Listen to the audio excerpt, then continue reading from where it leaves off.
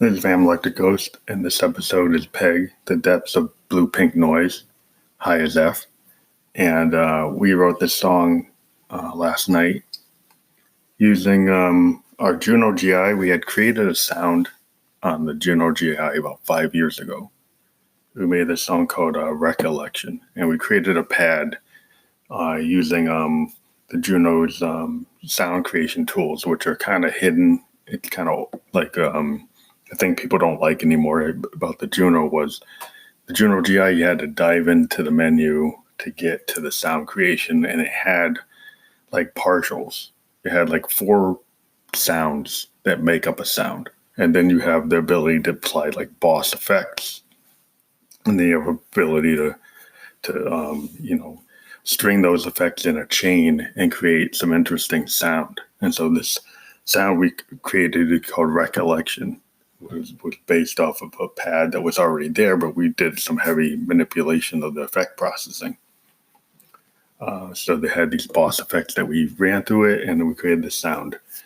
So that's an old pad that we used, but for the drums on the song, we used the JDXI and chained it with a Arturia BeatStep Pro into chain patterns. So we put that down. But on top of that, we've been playing with, like we had talked about, it was a 3 oscillator Moog that is created by using controlled voltage patches from a Mother 32 to a Moog DFAM. And so you get 1 oscillator off the Moog Mother 32 and 2 oscillators off of the DFAM. And when you string them together and then you control it via MIDI, we're using the Juno GI 61 key keyboard through a MIDI connection to the Mother 32 that allows us to play all 61 keys monophonically, but not exactly. We actually can, because we're using 3 oscillators, we actually get up to 3 notes of polyphony coming, paraphonically coming from the sound patches that we created. And so it's a very fat sound. On top of that, we ran some interesting modulation by using the clock on a morphogene and a sample that we took and ran it through the Arturia Mini Brute 2S and its looping envelope. And so there's additional 2 oscillators worth of percussive modulation that we kind of played the filter with the Arturia. Like we said, we had the Make Noise morphogene clock driving the sound that was coming out of the Arturia. And in addition, we also have it driving with the LFOs, the sound. So we have this interesting kind of non-sequenced LFO analog sound that goes in, is manipulated also by them. The Make Noise Maths utility module, which allows you to do LFO processing. You can do logarithmic and exponential processing of the signal. So there's all this stuff going on in this patch, and then we have Josephine Electric going through a Roland VT4 vocal transformer. There's also running through an MX1 performance mixer with a delay, a digital delay, and so we get this strange effect of Josephine talking about this ambient kind of analog sound painting that's full of blue pink noise. And she's just like wrapped up in this kind of fog of synthesis or subtractive synthesis. And it's very, affecting. It's psychedelic, it's psytrance, it's progressive electronic. It's got some kind of Pink Floydish flourishes with that recollection sound from the pad. So we're pretty happy with it. Bentley Records just put out a press release for us, and we put the link to one of the photos for it.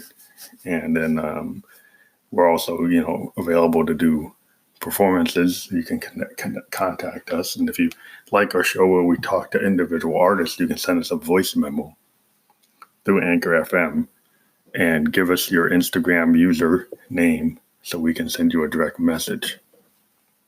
Our Instagram username is expansive_sound_experiments. That's expansive_sound_experiments.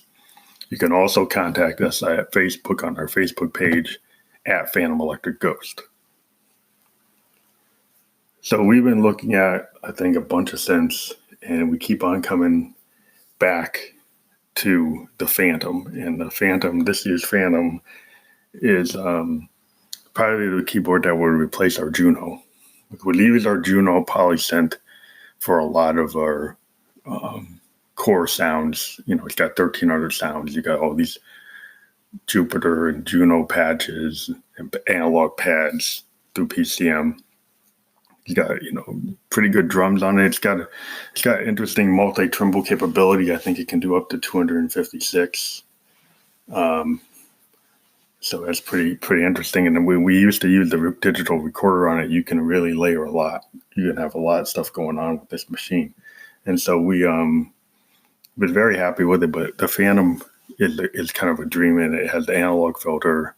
It's got Jupiter filters. It's got all kinds of filters, kind of like the System 8.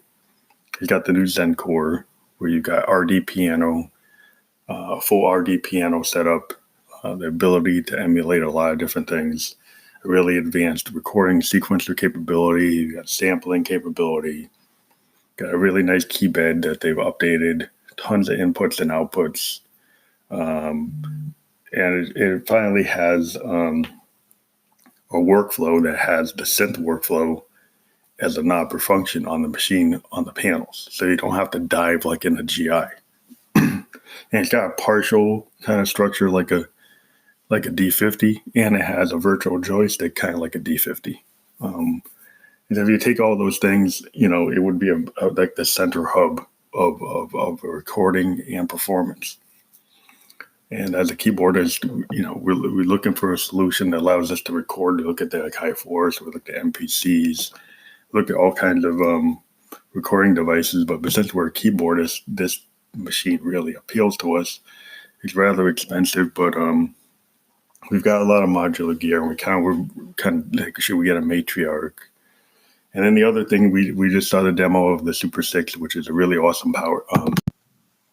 So we were a little cut off there, but we were going into the UDO Super 6, which had a really good demo. It's an FGPA analog hybrid. It's got really interesting workflow. It's got a really interesting setup.